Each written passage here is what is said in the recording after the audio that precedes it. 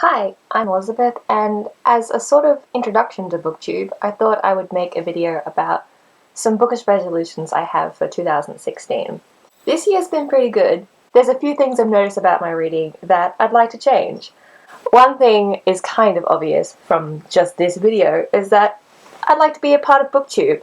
This isn't a new thing I've wanted to do. In fact, I kind of, sort of, maybe started making videos about 3 years ago. But after putting up maybe 5 or 6, I started feeling really self-conscious about having it up there, so I took it down. Now that seems kind of silly, and the video is actually pretty good, but I'd like to start over. So this is me starting over, and 2016 is the time to do it.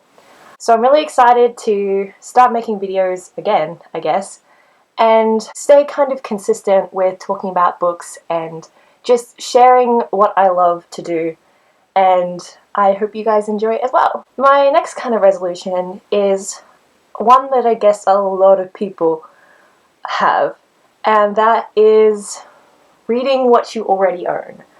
Now, I have an enormous TBR, and this doesn't give me any kind of guilt or pressure to read. In fact, it's kind of exciting because I have so many choices, and I love that. It's like having my own personal library.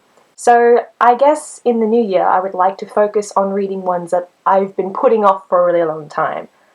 And I really would just like to focus on what I actually own.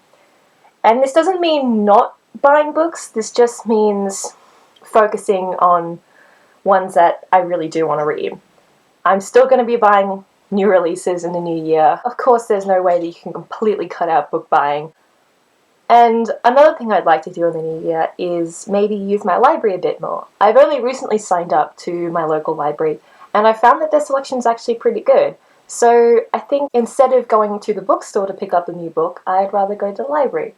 And that's probably a pretty decent resolution. Even though it's not working towards cutting down my TBR, it's still a way for me to get excited about new books without actually having to buy anything.